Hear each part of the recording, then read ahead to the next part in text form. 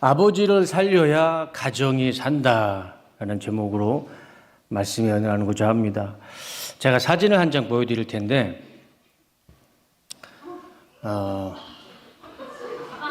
제가 초등학교는 여름성경학교 출신이고 학교는 두란노 아버지 학교 출신입니다.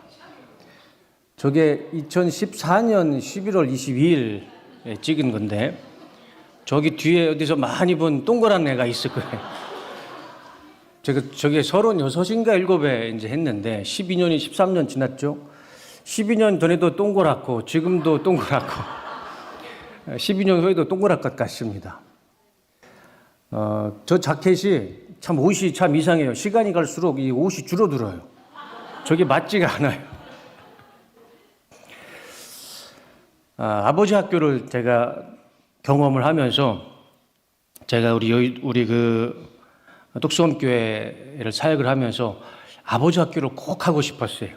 우리 뚝섬교회 우리 아버지 우리 장로님 안수 집사님들하고 같이 아버지 학교를 꼭 하고 싶었는데 우리 백성민 장로님하고 이제 그런 과정을 밟다가 안 됐어요.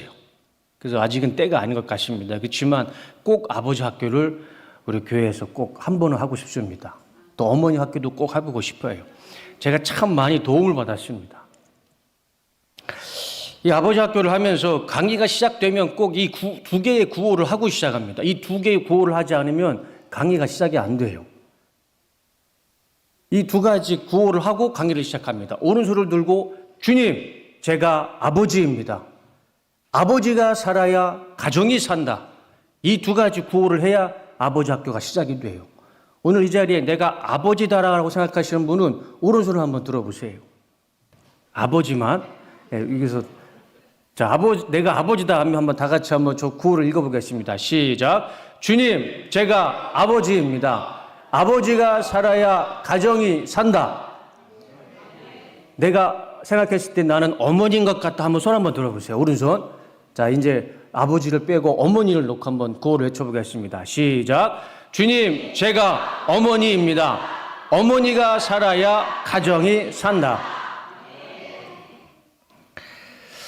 아버지가 살아야 가정이 살죠.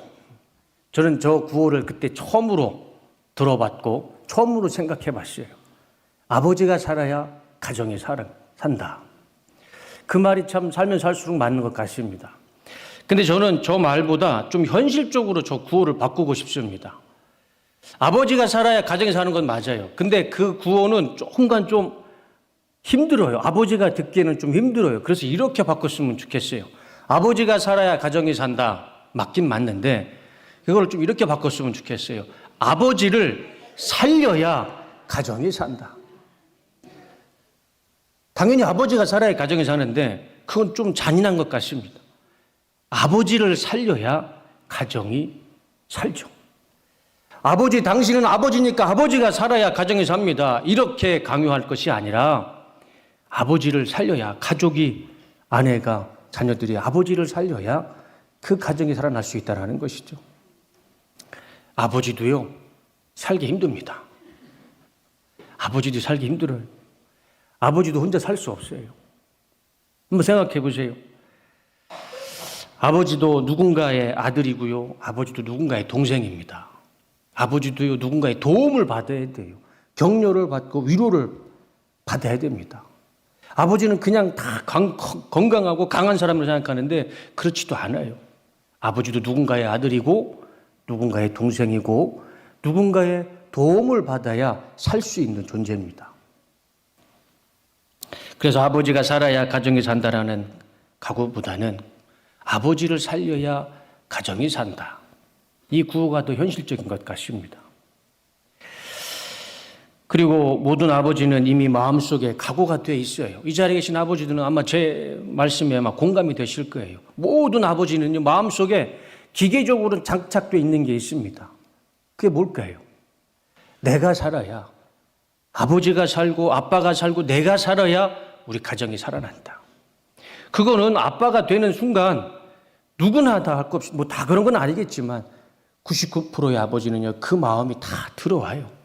그래서 누가 아버지가 살아야 가정이 삽니다. 그걸 굳이 강요하지 않아도요, 아버지 마음속에는 기계적으로 다 그 마음속에 책임감이 있어요. 무게가 있어요. 내가 살아야 우리 아내가 살고 자녀가 산다. 우리 가정이 산다. 그게 아버지의 마음속에는 다 희귀적으로 책임감처럼 무겁게 자리 잡고 있습니다. 그래서 구호를 이렇게 바꿔야 돼요. 아버지를 살려야 가정이 산다. 몸과 마음과 영혼이 다 지쳐있는 아버지가 다시 살아나야, 다시 살려야 우리의 가정이 다시 사는 줄로 믿습니다. 저는 어렸을 때 아버지를 보면서 그런 생각을 해봤어요. 참 우리 아버지는 강하신 분이다. 아마 어렸을 때 우리 아버지를 바라보는 마음이 다 똑같았을 것 같아요. 우리 고등학생, 초등학생, 아빠를 바라보는 그 눈빛이 참 우리 아빠는 강한 분이다.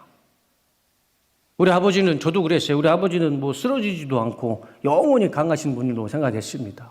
그리고 아버지로서 아내와 자녀를 먹이기 위해, 살리기 위해, 부양하기 위해 아버지가 고생하는 것, 힘든 것, 그거 당연한 걸라고 생각했습니다. 어렸을 때는 아버지가 저렇게 고생하는 것 당연한 거고, 아버지가 저렇게 자녀들을 위해서 양육하는 것, 열심히 일하는 것, 그건 지극히 당연한 것이라고 생각했습니다. 그래서 단 한 번도 아버지 인생의 괴로움을 생각해 보지 못했고, 외로움을 생각해 보지 못했고, 아버지의 쓸쓸함, 고독, 고통, 아버지는 그런 거 없는 줄 알았어요. 왜냐하면 아버지니까. 아버지가 왜 그런 생각을 해요? 왜 그런 고통을 느끼겠습니까? 가족을 부양해야 되는 아버지는 그런 거 없는 줄 알았습니다. 그냥 그저 강한 자녀와 아내를 부양하는 그냥 강한 사람인 줄 알았어요. 근데 제가 이제 아버지 나이가 됐고 또 아들이 생기고 아버지가 되니까 그때 제 어렸을 때의 생각이 얼마나 첫닥선이 없는 생각인지 깨닫게 돼요. 아버지는요, 당연한 게 아니었어요. 그게 절대 당연한 것이 아니었습니다. 제가 지금 우리 아버지를 생각해 보면 그런 생각이 들어요. 저도 아버지 나이, 이제 우리 아버지도 제 나이가 있었을 텐데, 저는 아들이 하나지만 저희 아버지는 자녀가 4명입니다. 아버지 하나도, 아버지 삶 한 사람도 본인 스스로 자신의 인생 건사하기도 힘들죠. 어렸을 때, 젊었을 때 사랑하는 여자를 만나서 결혼을 했더니 자녀가 생겨요. 1명이 생기고, 2명이 생기고, 3명이 생기고, 4명이 생겨요. 그러면 아버지의 능력은 제한적입니다. 100이라고 치면 자녀 1명이 생긴다고 아버지의 능력이 120%, 20%가 더 올라가는 것도 아니에요. 2명이 생긴다고 140% 능력이 생기는 거 아닙니다. 아버지의 능력은 100이에요. 더 이상 올라가지 않아요. 한계에 다다랐어요. 그런데 자녀가 생기면 생길수록 그 자녀들을 먹여 살려야 되는데 아버지의 능력은 그대로예요. 그럼 아버지는 어떻게 살아야 됩니까? 젖 먹던 힘까지 다 힘을 내서 그 자녀들을 먹여 살려야 되는 거예요. 근데 아버지는 능력이 제한적이에요. 더 이상 할 수가 없어요. 그런데 자녀들이 생겨요. 그렇다고 아버지 능력은 더 올라가는 거 아닙니다. 전투력이 막 더 생기는 거 아니에요. 나는 그대로인데, 나의 능력은 그대로인데 아버지로서 책임감만 더 무거워질 뿐입니다. 제 아버지의 인생을 생각해 보면 이 4명의 자녀를 키우는 게 얼마나 힘드셨을까? 아버지의 능력도 한계가 있을 텐데 그 4명의 자녀를 키우는데 얼마나 힘드셨을까? 그래서 아버지가 살아야 가정이 산다는 말이 맞지만, 근데 그 말은요, 지금 현재 살고 있는 아버지들에게 너무 잔인한 말이에요. 아버지가 살아야 가정이 산다. 아버지 당신이 살아야 우리 가정이 삽니다. 이건 너무 잔인한 말이에요. 아버지를 살려야, 아버지가 살아나야 우리 가정이 살아나는 것입니다. 세상은 늘 아버지는 강해야 된다고 말하죠. 아버지는 울지도 말아야 되고, 아버지는 넘어지지도 말아야 돼요. 아버지는 늘 강해야 됩니다. 그런데 생각해보면 아버지도 사람이에요. 아버지도 지치고 힘들고 괴롭습니다. 고통스러워요. 나의 능계는 제한적인데 자녀들을 부양해야 되고 가족을 부양해야 돼요. 그래서 그 한계를 넘어서 일을 해야 됩니다. 세상 누구보다 더 위로를 받아야 할 사람이 바로 아버지이죠. 근데 그걸 잘 느끼지 못해요. 그냥 당연한 줄만 알죠. 가족을 위해 살아온 아버지가 정작 가족들에게 위로받지 못하면요, 그 아버지의 인생은요, 살아갈 이유를 느끼지 못합니다. 우리 이 자리에 있는 아버지는 다 제 말에 공감이 되실 거예요.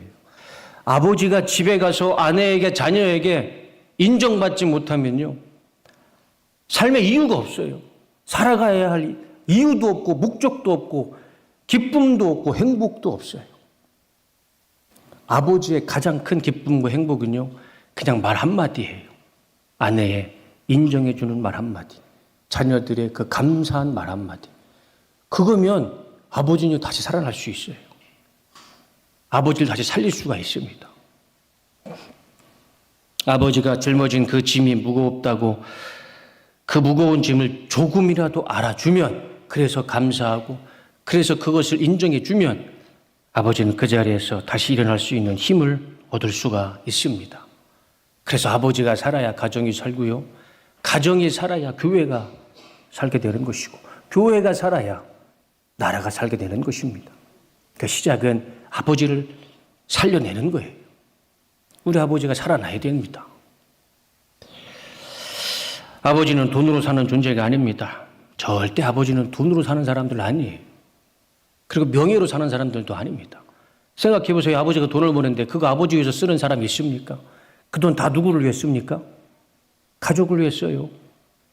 아버지는 돈 때문에 살아가는 사람들 아닙니다. 돈을 벌어서 그 돈으로 자녀를, 가족을 부양하기 위해 사는 사람들이죠. 그리고 명예도 필요 없어요. 누구 딸의 아버지면 충분합니다. 누구 아들의 아버지면 충분하죠. 아버지 말고 더 큰 명예로운 명예와 직책이 뭐가 있겠습니까? 누구 딸의 아버지, 누구 아들의 아버지면 더 이상 아버지는 명예도 필요 없습니다. 그래서 아버지는 돈을 위해 사는 사람도 아니고 명예를 위해 살아가는 사람들도 아닙니다. 그저 가족을 위해서. 누구의 딸의 아빠, 누구 아들의 아빠, 그거면 충분합니다. 근데 그거를 가정에서 아내와 자녀들이 인정해 주지 않으면 아버지는 마음 둘 곳이 없어요. 직장에서도, 교회에서도, 가정에서도.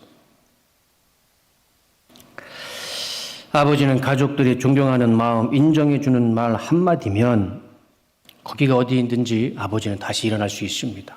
같이 살아날 수 있어요. 성경에 아버지 때문에 온 가족이 구원받은 사건이 있죠. 그런 가족이 있습니다. 아버지의 믿음과 신앙 때문에요, 아내도 살고 세 명의 아들도 살고 3명의 며느리도 삽니다. 그 가정이 누구인가요? 오늘 본문 읽었던 노아의 가족입니다. 창세기 7장 13절 말씀을 보면 곧 그날에 노아와 그의 아들 셈, 함, 야벳과 노아의 아내와 세 며느리가 다 방주로 들어갔고, 방주로 들어가서 저 가족들 어떻게 됐습니까? 구원받았어요. 다 죽었는데, 인류 전체가 죽었는데 저 가족만 구원받았습니다. 그리고 저 가족 때문에 14절, 15절, 16절 수많은 동물들이 살았어요. 한번 저 말씀에 한번 이면을 생각해 보자고요. 노아라는 아버지의 믿음, 이 노아라는 아버지 한 사람의 믿음과 신앙으로 가족들이 다 구원받았습니다. 아내도 구원받고 3명의 아들도 구원받고 며느리까지 구원받았어요. 수많은 동물들이 구원받았습니다. 그런데 성경 어디에도 노아 혼자 저 방주를 만들었다고 기록되어 있지 않습니다. 그래서 성경 어디에도요, 사람들이 노아를 도와서 방주를 만들었다라는 구절도 없습니다. 오히려 사람들은 노아를 향해 뭐라고 했습니까? 조롱했어요. 너는 뭐하러 비도 안 오는데 왜 산꼭대기다가 방주를 짓느냐. 사람들은 노아를 조롱했어요. 그를 도와준 사람은 단 한 명도 없어요. 미국에 가면 성경에 나오는 노아가 만든 방주의 모양을 똑같이 만들어 놨습니다. 저 크기가 비교해 보세요. 얼마나 큽니까? 저거를 노아 혼자 만들 수 있었을까요? 저거 혼자 노아가 어떻게 만듭니까? 그런데 성경에는 사람들이 도와줬다는 말씀 한 구절도 없어요. 노아가 무슨 힘이 있다고, 무슨 기술이 있다고 저렇게 큰 방주를 만들었겠습니까? 물론 성경에 누구의 도움을 통해서 노아가 방주를 만들었다는 구절은 없지만 저 방주를 누구와 같이 만들었을까요? 노아는 그의 아내와 3명의 아들과 3명의 며느리와 같이 저 방주를 만들었던 것이죠. 그게 아니라면 저걸 어떻게 만들겠습니까? 노아 한 사람이. 온 가족이 노아를 도왔더니, 아버지를 도와줬더니 온 가족이 다 구원받았습니다. 남들은 다 하나님 앞에 심판받았는데 아버지를 도왔던 그 식구만은 구원받았습니다. 그리고 그 가족을 통해, 노아 한 사람을 통해 아담 이후로 다시 두 번째 인류가 시작됐어요. 놀라운 축복을 받게 됩니다. 아버지를 살려야, 아버지가 살아나야 우리의 가정이 살고, 우리 교회가 살고, 이 대한민국이 살아나는 줄로 믿습니다. 따뜻한 가족의 말 한마디가 아버지를 살립니다. 아버지는 뭘 크게 바라지 않아요. 저도 아버지이지만 우리 아버지들은 크게 바라지 않습니다. 아내의 격려가 남편을 살립니다. 자녀의 감사하는 말 한마디가요, 그날 아버지의 기분을 하늘까지 올려줍니다. 교회에서 아버지를 위한 기도가요, 아버지의 영혼을 살립니다. 이것만으로도 충분히 살아갈 수 있는 힘을 얻는 존재들이 바로 우리 아버지들입니다. 우리 아버지들. 그냥 말 한마디, 그 격려 말 한마디. 지친 아버지가 다시 웃을 때 우리의 가정이 다시 웃게 될 것입니다. 무너진 아버지가 다시 일어날 때 우리의 가정도 다시 일어나게 될 것입니다. 우리 아버지의 믿음이 다시 일어날 때 우리의 가정의 믿음이 다시 일어날 줄로 믿습니다. 아버지를 살린다는 것, 그거 큰일 아닙니다. 거창한 거 아니에요. 우리 아버지들은 그런 거 바라지도 않습니다.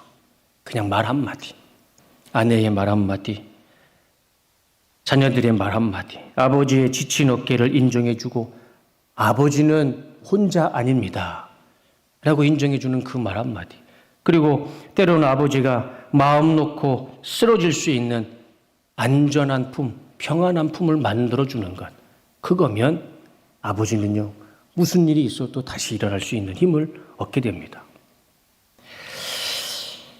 우리 뚝섬교회 아버지들이 다 다시 살아나서 가정을 살리고 교회를 살리고 이 나라를 살리는 그런 은혜와 축복과 기적이 우리 뚝섬교회 가운데 충만하게 나타나기를 주님의 이름으로 축원합니다.